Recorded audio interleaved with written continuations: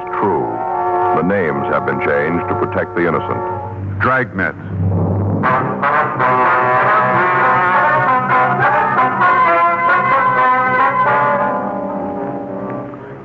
You're a detective sergeant. You're assigned to homicide detail. You get a call to investigate unknown trouble. The caller gives no indication of what's wrong. Your job, check it out.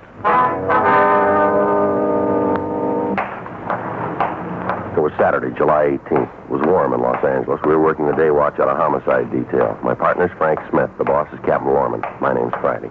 We were on our way back from questioning a suspect, and it was 10:56 a.m. when I got back to our car. Unit 1K80. Did you get me a pack, too? Yeah, here you are. Thanks.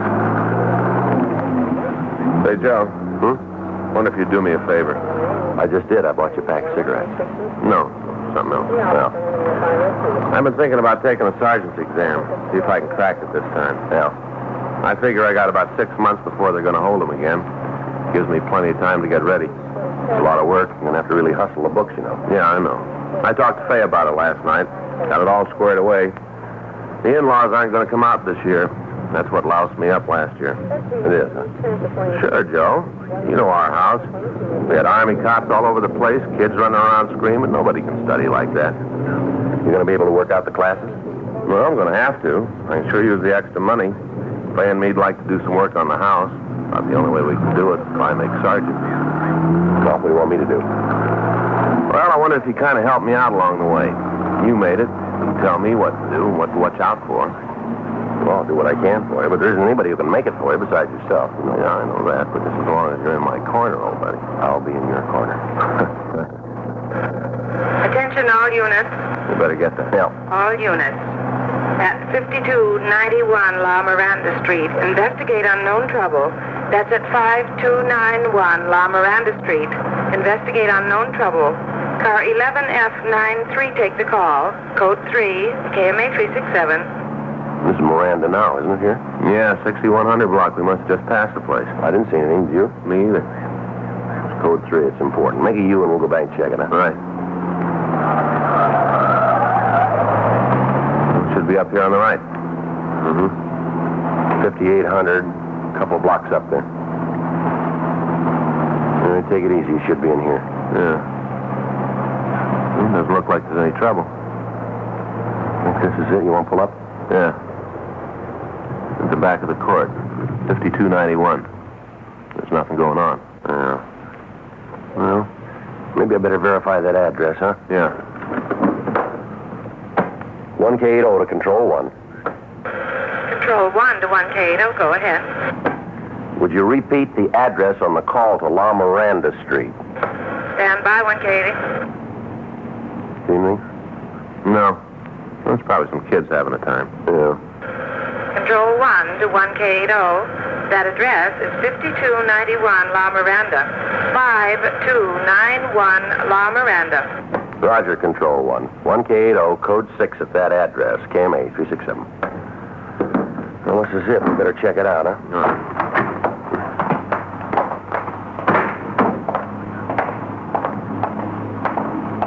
Well, there's nothing wrong here. Doesn't look like it, does it? There's somebody back there, Joe.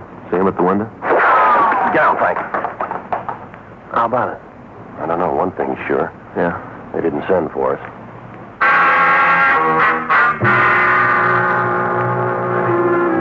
The 5 units of the court were arranged in the shape of a U. 5291 was the building at the far end. In the center, running between the 2 wings, was a grass area. Large palm trees were growing at either end, and there was a wrought iron table and 4 chairs in the center of the area. From what we could see of the building the shot had come from, the only door was the one facing us. Frank and I ducked over to the left side of the court to the unit occupied by the manager. We waited on the porch until the felony car that had been assigned to the call arrived. While the officers from the unit covered the house, Frank and I went to the manager's place and talked to him. He identified himself as Marshal Rice. He appeared to be nervous and upset. I don't know why it should be so tough. You get him out of there. That's all I care about. Just get him out. What'd you say the man's name was? Dudley Gray. You the one who called the police? Yeah, I called him right after he took the first shot. I wasn't going to wait around for no repeat performance. You have any idea why he's doing this? Only one that makes any sense. What's that? He's wigged. Sir? Flipville. He's gone straight up. Did you talk to him this morning? Yeah, went back there about 8:30. Wanted to get some things straightened out. Hadn't had a cup of coffee with him and Charlotte. Who's Charlotte? His wife. Real doll. She sure don't deserve to come up with a flip like him. How'd he seem then? You mean when I talked to him? That's right. All right, I didn't notice anything. If I had, I'd have called you then instead of waiting for this to happen. And what'd you talk about? Well, different things. We've been planning on doing a little remodeling, painting papers. Yeah. Well, Dudley's been helping me. Lost his job a couple of months ago. Since then, he's just been sitting around watching the TV. Not doing liquor work. So I asked him to give me a hand with a redecorating. Guy's already 6 weeks behind in his rent. Just goes to show. Well, you try to be nice to a guy, try to give him a hand. What happens? He kicks you. He's no good. He's no good at all. You'll find out when he comes out. You'll see then. How long have they lived here? It's been a couple of years. You need the exact date they moved in? No, sir, not right now. You ever had any trouble with them before this? Nothing like this, that's for sure. But you have had trouble, huh? Well, sure. Just try to live together and not have a little beef now and then. What were the disagreements about? Different things. Sounds kind of silly when you talk about them. Well, it might help us get him out if we knew what caused this. Well, like he likes one baseball team, I like another. He don't like to fish, I don't like to hunt, things like that. Lay 'em out in the sun, they just dry right up. Silly little thing. Anything else? Well, I guess I might as well tell you. You'll find out anyway. What's that? Oh, Dudley thought there was something between Charlotte and me. Of course there wasn't, but you just couldn't convince him he was off base. Wasn't anything could convince him. He said something about that this morning, did he? Yeah, we were just sitting there talking about how he ought to help me out with the painting. Charlotte said he should. All of a sudden he got this kind of wild look in his eye. Told me he knew all about me and his wife. Said I wasn't fooling anybody. Well, we just sat there. Didn't know what to think. Picked up his coffee cup and flung it across the room. Smashed it against the wall. Coffee all over the place. Streaming down the walls. Ruined the paint. Told me to get out of the house and leave Charlotte alone. Said if he ever saw me talking to her again, he'd make me sorry I did. Well, what about his family now? Are they in the house? I'm pretty sure they ain't. Charlotte took the kids and left right after I did. I saw him walk out. You know where they went? Well, I can't help you there. Does she have any people or friends in the neighborhood here? Not that I ever heard. Got a sister down in National City, but I don't think she went there. Why'd you say that? I didn't have no grips. She'd have gone there. She'd have taken clothes for the kids. Didn't have no grips when she left. Pretty sure she didn't go to National City. But you don't know where we can find her, huh? Not the least. Might have gone to a show till Dudley calms down. How do you figure to get him to come out? Well, we'll try to talk to him first, to reason with him. That ain't gonna do it. He hasn't got any reason left to do a thing like this. Well, we gotta try. You're gonna have to kill him. You just wait and see. That's the only way you're gonna get him out. Shoot the house full of holes and hope he gets in the middle. That's the only way. We hope so. You'll see. Something else you ought to know. Yeah, what's that? That gun he's got, the .22 rifle? Yeah. He's He's got a real thing about guns. Big collection. Rifles, pistols, automatics, a whole bunch of them. Yeah. And they all work. We got a description of Dudley Gray, and we called it into R&I. We found that he had no record in our files. We got in touch with Captain Lorman and filled him in. We requested that additional teams of men be dispatched with tear gas equipment and shotguns. The men from the felony unit covered the back of the house, while Frank and I covered the front. All of the other tenants of the court were instructed to stay indoors. 11:14 a.m. With Frank standing by, I went up to the porch to try and talk to Gray. Gray? Gray, I want to talk to you. I got nothing to say to you. Why don't you put the gun down and come on out here? You try to take this place, I'll kill you all. No reason for that. I know who you are. You don't have to try to kid me. I know you. We're police officers, Gray. We want to help you. Yeah, you don't have to lie. You just want me to open the gates and let you and the rest of them in here. Well, you go back and tell the chief I won't do it. All right, come on out here, Gray. Put the gun down. Let's talk it over. I'm telling you, I got nothing to say. Come sneaking around here trying to get me to let you in. As soon as you're inside, you burn the place down, run off all the horses. Run off what? Yeah, I chew the KG one. Well, it won't work. Told you, I know who you are. You go tell the chief that it didn't work. Not one Indian's getting in here, not one. I'm going to defend this fort till the cavalry gets here. I'll show you. Division on the way right now. Gray, come on out here. We're on your side. We want to help you. That's a lie. You got different clothes on, but I still recognize you. You were scouting around here last week. I remember. Now you get out of here. Come on, Gray. Give us a break. Let's talk it over. Joe? Right with you. What about it? I don't know. He thinks he's in a fort. Told me he thought I was an Indian. You heard him. Yeah, I heard. From what the landlord says, he can hold out in there as long as he wants. Yeah. Maybe if we could find his wife, we might be able to come up with the answer. All right, I'll check with the rest of the neighbors, see if they can tell us anything. Okay, I'll go on back and try to talk to him. Wait a minute. Take it easy, Joe. He sounds pretty sick. Yeah. Check the boys in the back, will you, and see if there's any way of getting to him from there. Right.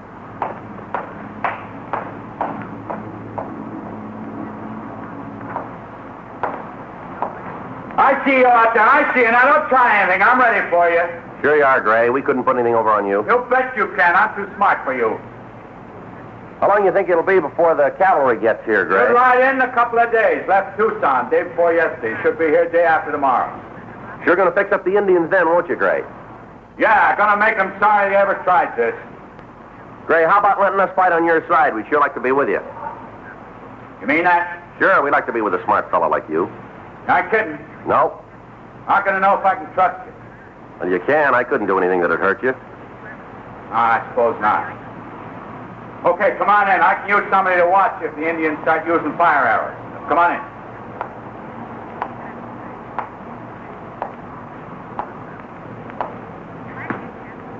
Okay, I'll keep you covered. As soon as you get here, I'll take the bar off the gate. All right. Now hurry up. Them Indians see you. They'll be all in here. Want to open the gate? Wait till you get a little closer. Can't take any chances. Almost there, Gray. You better open the door. Yeah, just a little closer.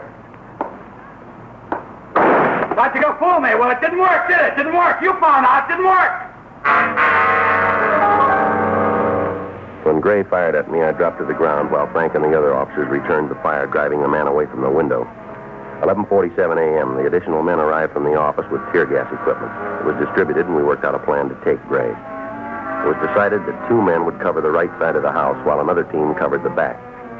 Frank and I would go around to the left side and fire tear gas shells into the building until Gray had to leave. 11:58 a.m. All of the officers were in position, and Frank and I started to move in to use the tear gas guns. All right. That's enough of that. Just get out of there. Other building, Joe. Yeah, I see her. You just get out of that garden. Go on now, out. Would you get back in the house, please? We don't want to get hurt here. Then you just better get right out of my azaleas. You knock down one more bush and you're in trouble. You don't understand, ma'am. There's a man in that house, and he's got a gun. I don't care about Mr. Gray. What he does is his own business. I'm just telling you to get out of my flowers. All year I've been worrying over it, trying to coax the blossom out of them. Now you come around here with your big feet and ruin it all. We're sorry about that, but we have to get Gray out of that house. Then do it without stepping all over my flowers. You're a cop. You're supposed to know how to handle things like this. And look what you've done to my tuberous begonias. 3 months I've been working with them. Just put them out last week, and now look, they're all broken. You just ought to be ashamed of yourself, big men like you doing a thing like this to my flowers. Ashamed. Look, ma'am, if we hurt your flowers, we're sorry. As you did. Think you better get inside now, lady? Are you telling me what to do? Yes, ma'am. That's a direct order. Yes, ma'am. All right. I'll go, but you just remember, you ordered me to go. You're going to hear about this young man. What's your number? Beg your pardon? What's the number on your badge? I intend to report you for this. You'll find out. Poor tuberous begonias. You'll find out. Now, what's your number? Frank, you want to handle it? Yeah. Come on, ma'am. We can talk right over here. Oh, you don't think you can soft-soap me out of it? I'm going to cause a lot of trouble, a lot of it. Nothing you can do to stop me. If you'll just go on inside, well, I'll talk to you later. All right, but I'll be watching you. I'll be right here watching you.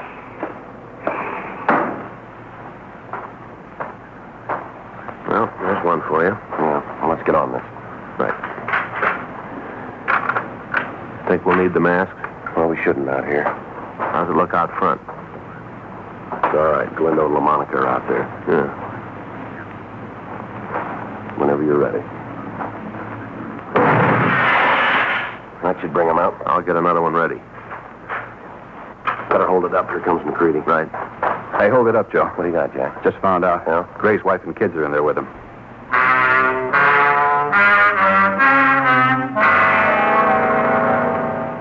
Sergeant Jack McCready was standing by in the manager's office when Mrs. Gray had telephoned from the house. With the possibility that innocent people might be hit, we were unable to fire into the home. We met with Captain Warman and discussed the methods we could use to get the woman and children out of the place. We worked out a plan. It would depend entirely on being able to talk to Mrs. Gray and explain what we were trying to do. Frank and I went to the manager's place and put in a call to the house. How about it? It's just starting to ring. Figure it'll work? I don't know. The only way we can make it go is to talk to the woman, explain the setup to her. Did you get in touch with the office about the doctor? Yeah. They're sending a psychiatrist out. You might be able to talk to Gray. I hope so. Anything? No. Looks like we're in trouble. Yeah. She won't answer the phone.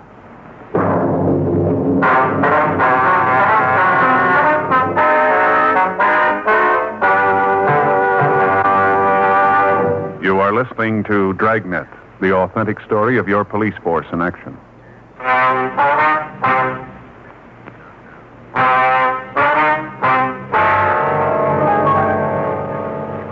Without being able to talk to the woman, there was little chance that the plan for getting her and the children out of the house would work. 1:14 p.m. A large crowd of people had gathered on the street in front of the court. Additional policemen from Metro Division had to be called in to control them. From time to time, Dudley Gray would scream something at the bystanders and fire into the crowd. So far, we'd been able to keep the curious citizens back far enough so that none of them were hurt, but it was only a matter of time before our luck ran out. Meanwhile, we were still faced with the problem of first getting the wife and children out of the house before we could attempt to take the man himself. 1:29 p.m. While Frank and Sergeant Jack McCready went around to the back of the house to ascertain the possibility of removing the family from that side, I again attempted to talk to Gray.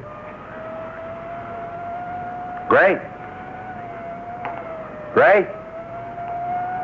Come on, Gray, we want to talk to you. I thought I killed you, Indian. Come on, Gray. We're police officers. We're trying to help you if you'll give us the chance. You expect me to believe that? The truth. No, that's what you say. I'll give you something. What's that? You better get out of here and take your friends with you. As soon as the cavalry gets here, you're all going to be in trouble. Now, come on, Gray. There isn't any cavalry. You're in Los Angeles.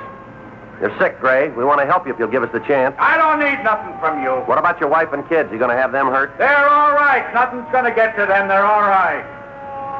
They aren't going to stay that way with you shooting that gun. Well, you let me worry about it. They're my family. No concern of yours. They're mine. And you're going to have them killed, are you? Well, that's a lie. Why do you think I'm doing all this? It's for them, so they can get out of here. I want a bunch of Indians swarming all over the place. It's for them I'm doing this. It's kind of hard to buy, Gray. It's hard to see what you're trying to protect them from. What do you think you are to tell me that? Don't you think I know what's going on? All the time sitting in here looking at you people trying to take things away from me. You don't think I know what's going on, huh? Well, you just save your breath, save everything. I know what's right. I know it, and I'm doing it. Tell you what, we'll make a deal with you, Gray. What kind of deal can you make? Let your wife and kids come out. Let us take care of them. Give us a chance to prove that we're on your side. You can't catch me with that one again. You tried once before, and it didn't work, remember? You tried once before. We didn't cause you any trouble. I don't believe anything you say. Might as well save your breath. All you Indians is tricky. You're not fooling me. What about all the people out there in the street? Well, what about it? You want to hurt them, too? Be real honest with you. One you got coming, but I'll be honest. All right. I don't much care. They're dumb enough to get caught in the middle of an Indian war. It's their tough luck. You've come close to shooting a couple of them, you know. Now tell them to go back to their homes. Leave the fighting to the men. Come on, Gray. Let's get together and talk things over out here. What do you say? Nothing doing. You get me out of the fort and you'll try something. I'm not falling for that. What? And what are you trying to do? I don't know what you're talking about, Gray. Don't try that with me. You're trying to break into the back of the place. Well, it won't work. I'll take care of you all. Joe, get out of there. All right. How about it? We're getting the gas equipment ready now. Yeah? We've got his family out.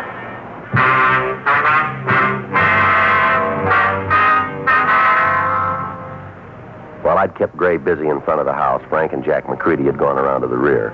They'd found the room where Mrs. Gray and the children were hiding. By breaking a window, they'd been able to remove them from the house. The children were taken to one of the neighbors, and Mrs. Gray was waiting for me in the manager's place. Outside, the members of homicide detail were making preparations to get Dudley Gray out of the house. Thank God you got us out of there. I don't know how to tell you. It's all right now, Miss Gray. The children, where are they? They're next door. Don't worry about them. What about Dudley? What are you going to do about him? Well, we're trying to get him to come out of the house. You're going to have to shoot him? Well, that depends on how he wants it. Oh, he's sick, Sergeant. You know that. He doesn't know what he's doing. Sure, we know it, but your husband's in there taking pot shots at anybody who comes near him. Only a matter of time before somebody gets so close he can't miss. There's some way to get him to give up. You're a policeman. There've been things like this before. It seems like it'll be your job to get him out without hurting him.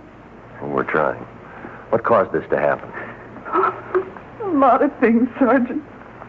Well, Miss Gray, if we knew what's wrong with him, it might help. Could you give us some kind of an angle on it? I don't know how long it's been building. Maybe a year, maybe longer. It's hard to say. Just try to take care of the family, keep it together. Sometimes you don't see the signs. Yes, ma'am. It might be my fault. I guess it is. Just all of a sudden things got too heavy for him to carry. He lost his job. We couldn't pay the bills. Got so I wouldn't answer the phone because I knew it was somebody wanting their money. I try to take it easy, Miss Gray. He didn't have any way to get the pressure off. No way at all. It finally got him. All right, go ahead. You sure the children are all right? They're being taken care of? Yes, ma'am, they're fine.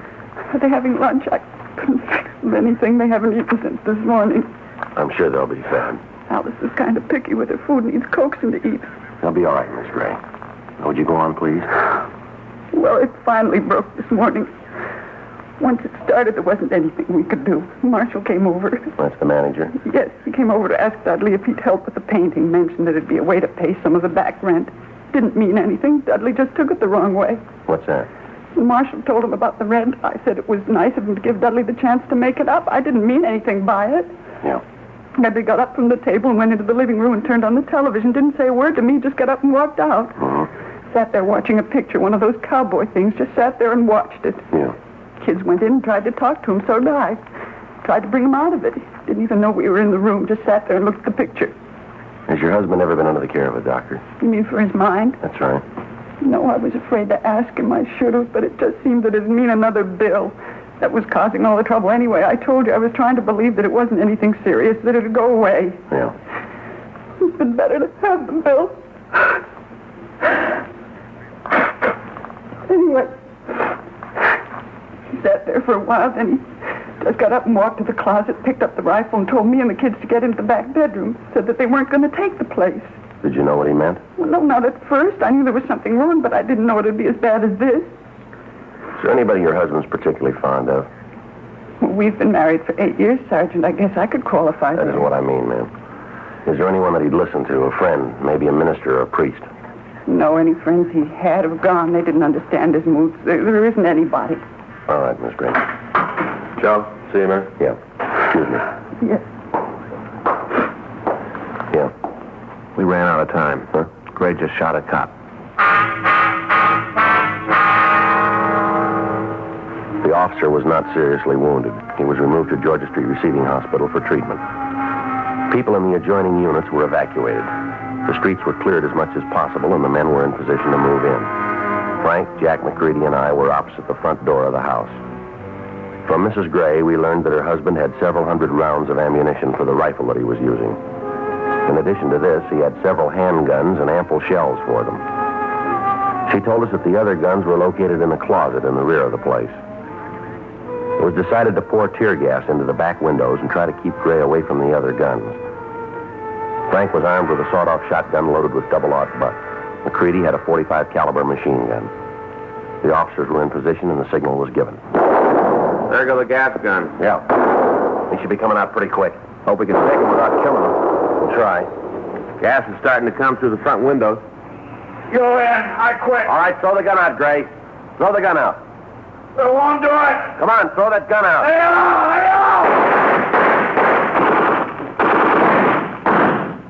He's down. Come on. You still got the gun. Is he dead? No, you better get an ambulance. I'll take care of it. Is he dead? Did you kill him? No, ma'am. Oh, Dudley. I should have known. I should have seen. He's going to be all right, Mrs. Gray. The doctor's on the way. He's sick. He didn't know what he was doing. That's all. He didn't know what he was doing. Yes, ma'am. He knows we love him. That's all that counts. We love him and want to take care of him. He didn't think anybody cared for him. That's what was wrong. He just didn't know. Yes, ma'am.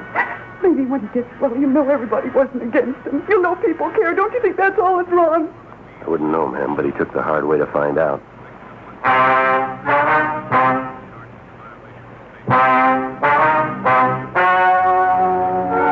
The story you have just heard is true. The names were changed to protect the innocent. On August 26th, the preliminary hearing was held in the prison ward of the county hospital in and for the county of Los Angeles, state of California.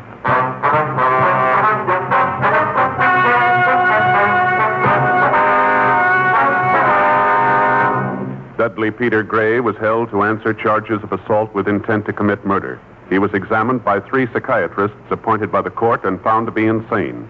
He was confined to the state mental hospital at Camarillo for treatment.